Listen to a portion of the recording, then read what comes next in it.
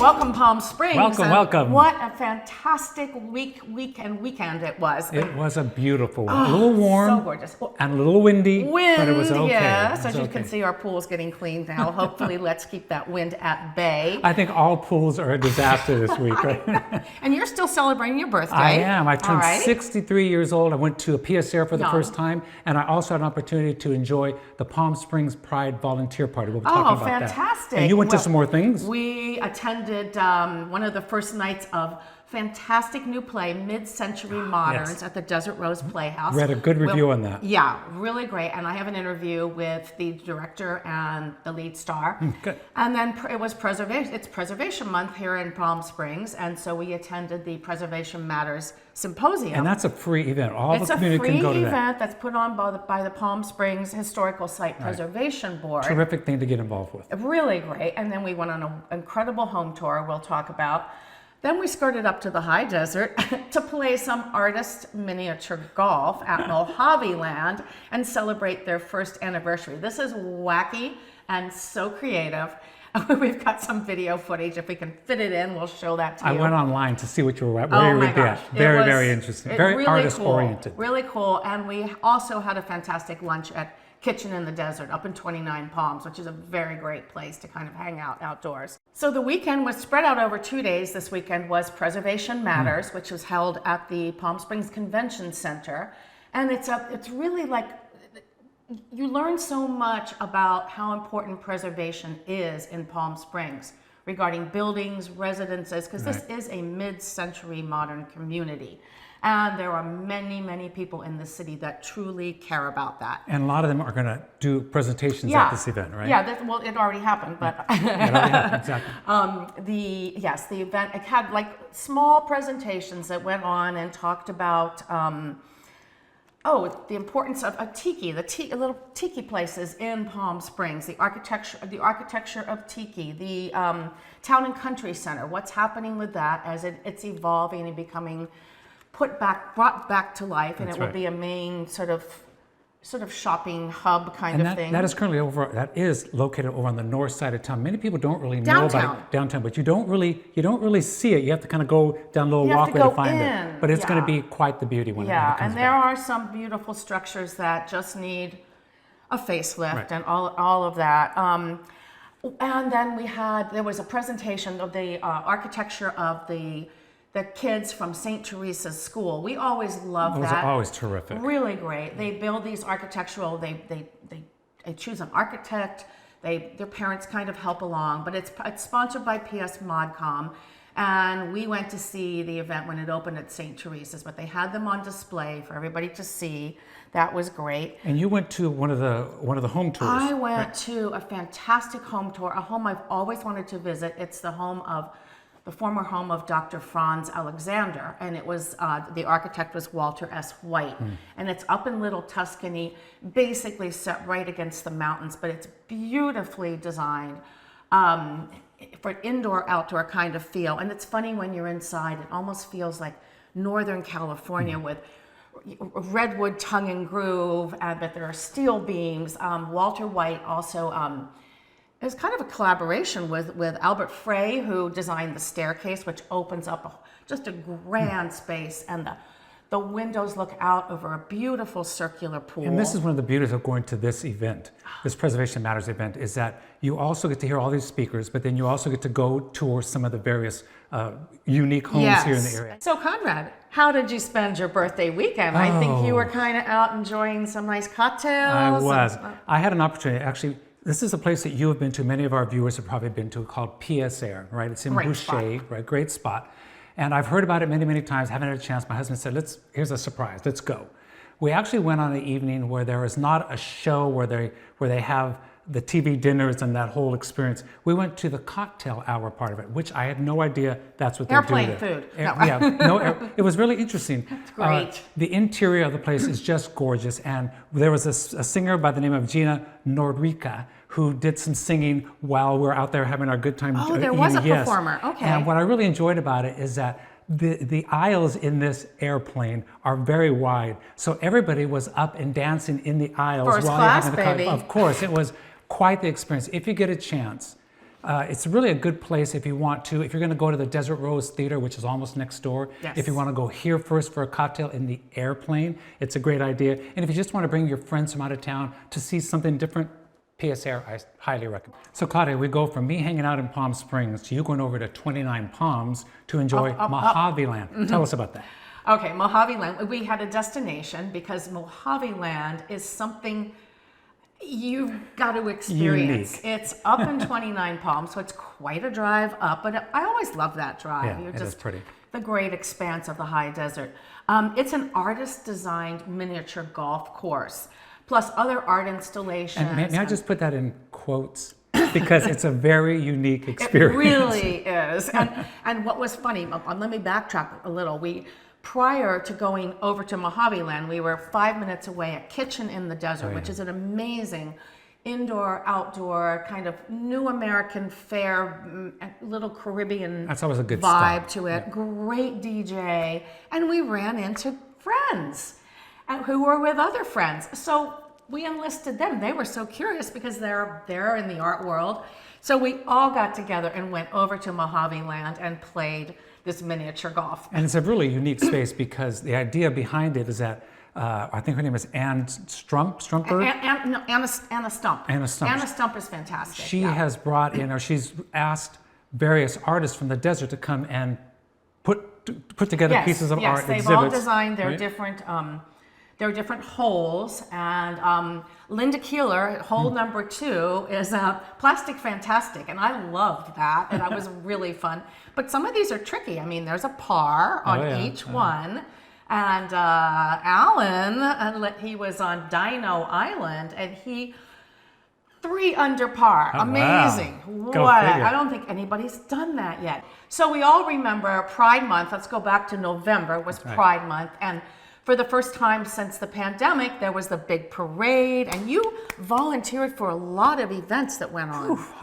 You were all over the place. I was all over the place. Somehow, someone knew that I do a lot of booking of acts, and they asked me if I would come on and get the street acts for the parade. Right. And I thought, why not? And it was a great way to kind of, when the parade first begins, or the day, the week first begins, it's kind of quiet, so these acts help bring some action to the event. And so, of course, now a few months later, they had a little thank you to all the Pride volunteers, and that was this past Sunday. Yeah. Which was held downtown at the new park across from the Palm Springs Museum. Oh, yeah. Right? Unfortunately, hotter than hot. Oh. But luckily, they had some shade. Bella DeBall was there to do bingo. Keisha D was there to do some songs. There was food and goodies. They had all kinds of giveaways. And it was just a great way for Palm Springs Pride to say thank you to the number of volunteers who were there. So it was nice, warmer than warm there, but lots of fun. So Claudia, I believe our viewers will remember that last week you talked about Mid-Century Modern, the play, and it actually opened and you went to us.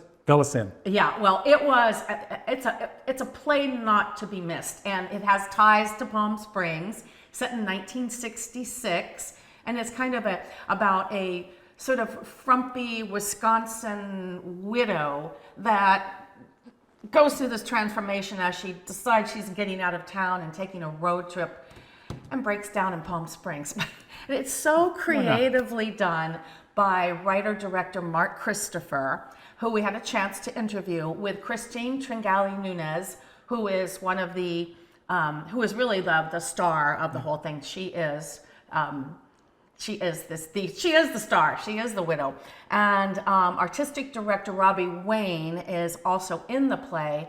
But I just love going to Desert Rose Playhouse. Desert Rose, and then PS Air for a beverage. Yeah, Desert Rose. they're right next door. They're right next door. It'll all come together. So you interviewed some of the cast, right? Let's have a look. I interviewed Mark Christopher, writer-director, and Christine Tringali Nunes, and they talk a lot about the play and kind of how it's put together. So let's have a look. All right. Okay, I'm really excited to be here today for almost the opening of Mid-Century Moderns at the Desert Rose Playhouse with writer-director Mark Christopher and Marianne Christine Tringali Nunes. That's right, Mid-Century Moderns, the Coachella Valley's new hit musical. Listen to this. The musical hits of '66 come to life in the delightful tale of a plucky Wisconsin widow who transforms from frump to fabulous when she finds herself at the center of modernity in Palm Springs. That's right, Palm Springs. In 1966. 1966. So, Mark, tell us what inspired you to write about Palm Springs, even though we're in Palm Springs. Well, it's interesting. I was just hanging out with my friend Dan around the pool thinking that show Palm Springs Follies closed and it needed something to replace it, but that it should be something completely different, right? That it should be catered to a new generation, maybe baby boomers with the music that they grew up with and loved or had when they were younger, and to people younger than them as well. And so we decided to focus in on 66, you know, the mod era. And, you know, then there was my cousin Marianne Kopecky, who became Marianne Popecky. And, you know, as a child, I remember how fabulous she seemed. As a child in Iowa, she was in Milwaukee, fabulous Ooh, Milwaukee. the big city. Big city with a nice hairdo and white lipstick and go-go boots. And so she sort of inspired this character, and also just the story of my mother and her and that generation being held down by men their whole life and how they had to break free. And so that's sort of the serious undercurrent of a light and frothy shit. So is the whole play like all song? Is there also, there's acting too, right? Oh yeah, it's a regular musical comedy, yeah, where they break into song, and the songs are meaningful. It's not a jukebox musical where something's going on and suddenly someone sings.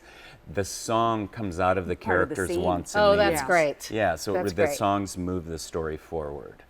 Yep. Well, I heard you had a great opening night, and we're so excited. We're going to be seeing it tonight and Right. talk about it on our show. So, so tell us a little bit more about like the character development. So you're the main character, Yes. Marianne Popecky, Marianne Popecky. the frumpy. You know, it's a bit, yeah, she's kind of frumpy, but her husband dies. Yeah. You know, that's how the show starts. Her husband dies, and she collects $25,000 life insurance. That was a lot way back then. She just wants to get out of there. She You wants know. to be free. She wants to be free, She also wants to move west to become ding. modern. No, what else? What does she want to do? She wants to go to California to become a Mid-century modern. secretary. Oh, a secretary. She wants to be a secretary. That's her big goal. To support herself. And, Well, yeah, who wouldn't want to be a secretary in yeah. California? Well, she was on her way to Santa Monica, but she breaks down in Palm Springs. Yes. Oh, how The convenient. car dies. And then madness ensues, and that's all the story will tell you. Yeah. Okay, The rest you you have got to come and see see. it. Yeah.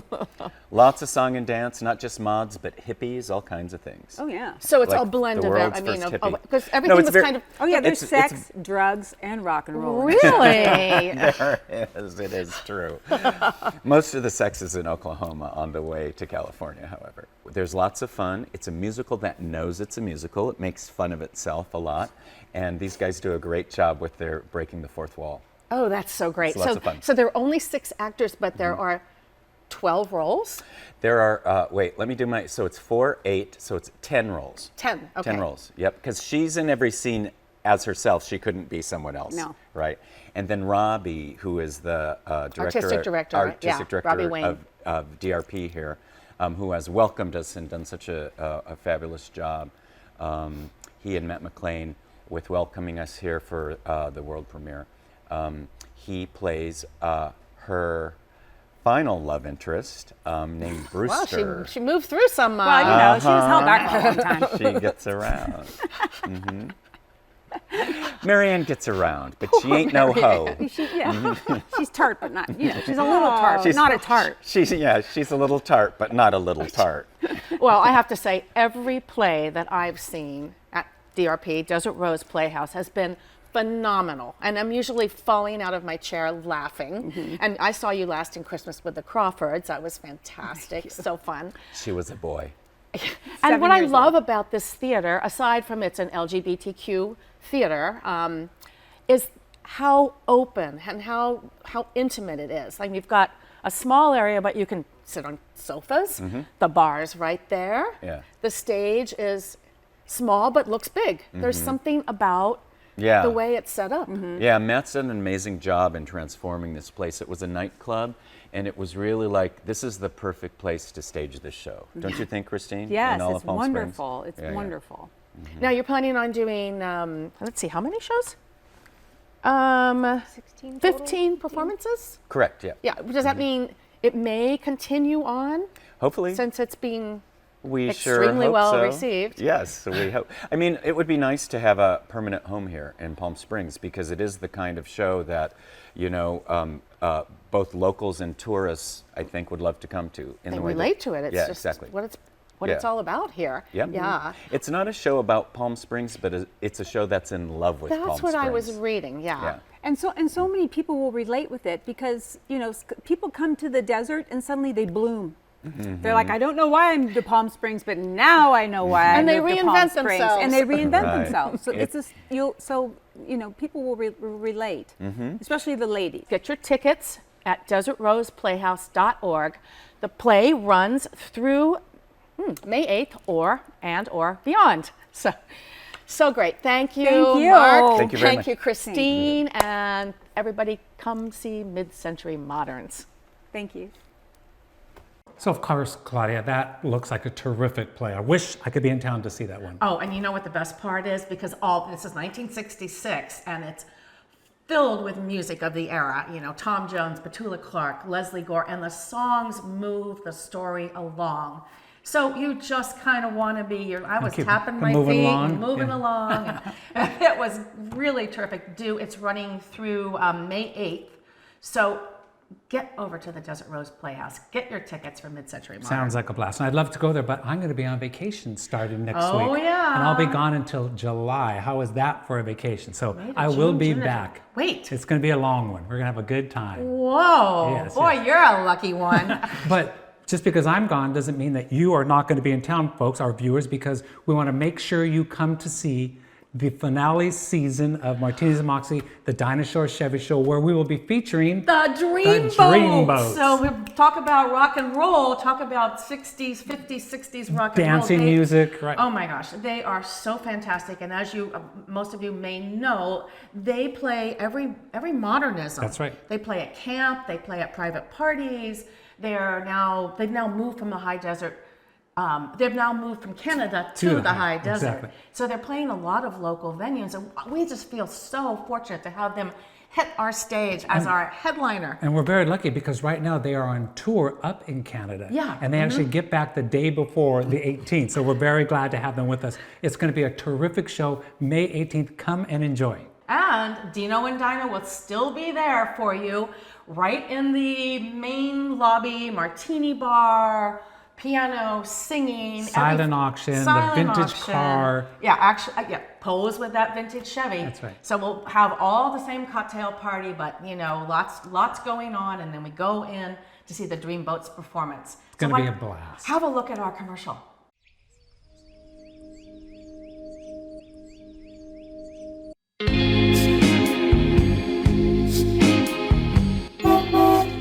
It's May 18th. Let's go check out the Dreamboat. There was a time when I didn't know what I was doing. Join us for the final Martinis and Moxie Dinah Shore Chevy Show with your host Claudia Reed and Palm Springs Piano Bar in the Rotunda starting at 6. I know, yes I know. Dress your best for a swanky cocktail reception and exciting after-show party.